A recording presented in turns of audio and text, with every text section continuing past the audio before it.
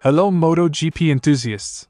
Welcome back to ZNGP Today. Yamaha's test program ended the season with a series of uneasy but purposeful steps, and one of the clearest voices coming out of Valencia was test rider Augusto Fernández.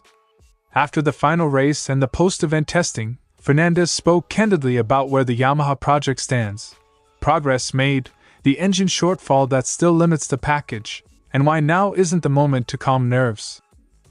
After sealing a third WorldSBK title and collecting more attention than ever at the FIM Gala, Toprak Razgatlioglu reflected on his career, growing fame in Turkey, and the big leap to MotoGP with Prima Pramac Yamaha. He also commented on the possibility of Istanbul Park returning to the MotoGP calendar, but suggested 2027 might be a better target for his home race. Don't forget to click subscribe button and the bell icon for MotoGP news update.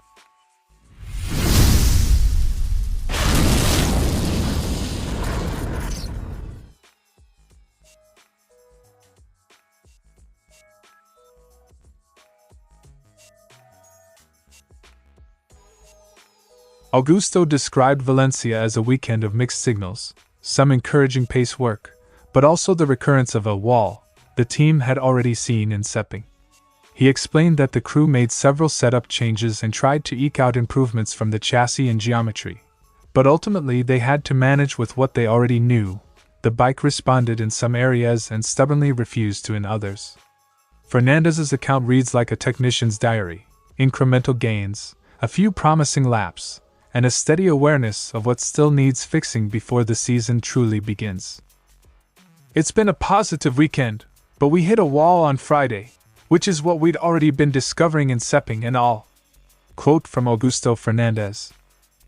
That wall isn't a single fault but a compound of engine performance, balance, and the time constraints that limit how much can be proven during a compressed test block, factors Fernández repeatedly flagged as the real bottleneck. Underneath every setup change and geometry tweak lies a blunt reality for Yamaha. Without the engine strength the team needs, the rest of the package can't be fully exploited. Fernández framed this as the central challenge. The chassis may be evolving in the right direction, but the power unit must match those gains for the lap times and race pace to follow. He warned that even visible improvements on handling will be muted if the engine deficit remains, and that any celebratory spin about better cornering could ring hollow on circuits where straight-line speed decides outcomes. The potential is there. We just need to understand it and find the right formula now in winter to create what we want to create. Above all, the engine for next year.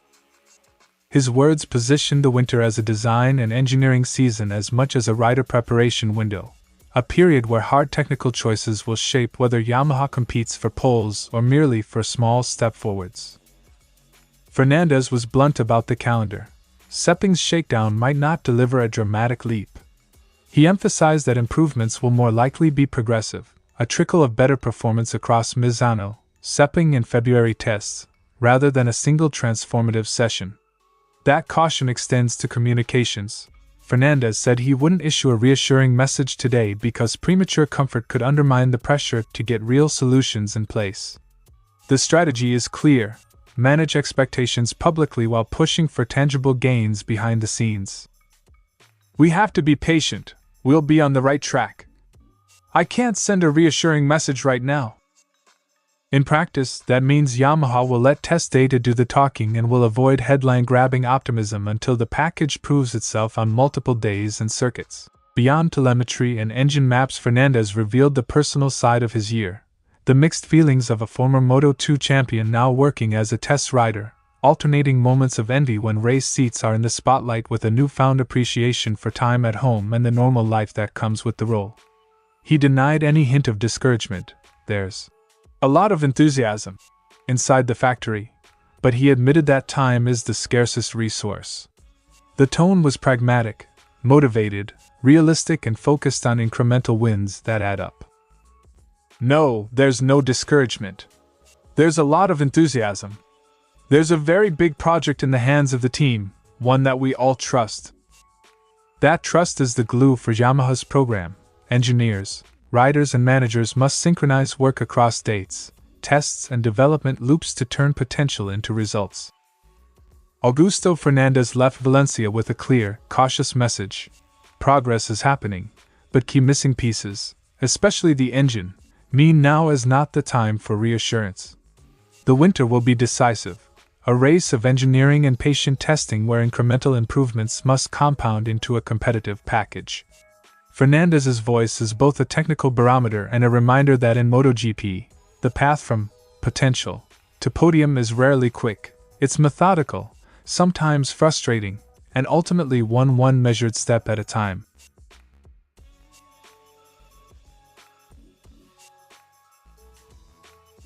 Toprak capped his WorldSBK career in style, collecting a third world title and finishing an era that has boosted his profile at home and internationally.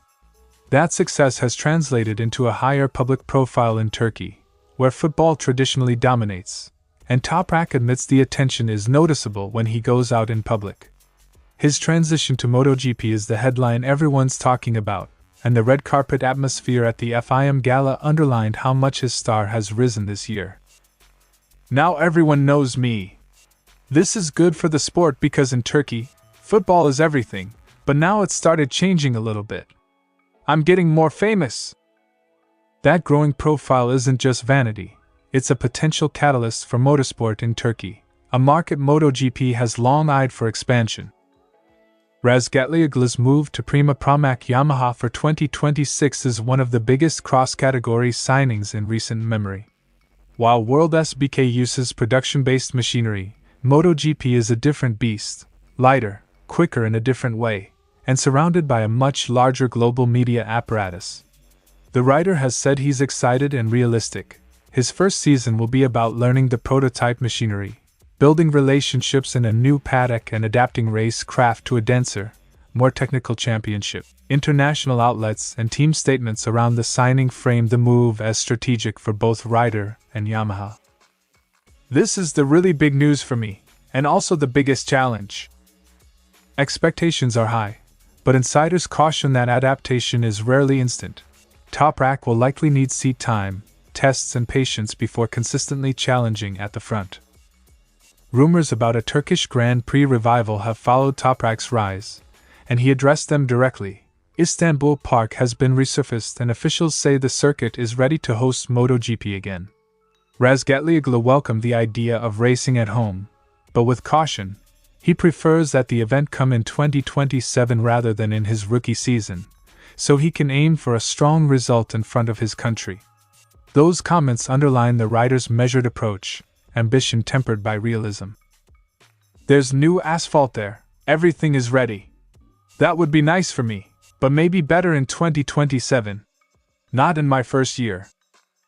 A 2027 Istanbul return would be a big commercial and cultural moment for MotoGP, and for Toprak, it would represent a chance to perform at home with a season of MotoGP experience behind him.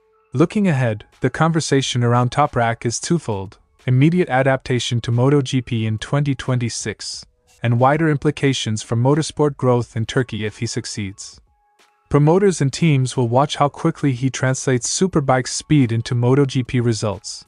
Meanwhile, Toprak's own priorities appear focused on steady progress rather than instant stardom. Industry observers note that a strong second season, rather than a pressure-filled debut, could be the moment he truly converts domestic fame into historic home success. I hope in MotoGP I'll have good success and maybe motorsport will get much bigger in Turkey. Whether that growth arrives in 2026 or 2027 may depend as much on Toprak's results as on broader calendar and commercial decisions by MotoGP boss and promoters. Toprak Razgatlioglu arrives in MotoGP carrying championships, expectations, and a growing national profile. He wants Istanbul Park back on the calendar, but he's asking for timing that gives him a fair shot at a memorable home result. As the paddock heads into an intense winter of testing and preparation, all eyes will be on how the Turkish phenom adapts to prototype racing, and whether his move helps change the face of motorsport in Turkey. Thanks for watching ZNGP Today, and this is your MotoGP news update. And see you next time!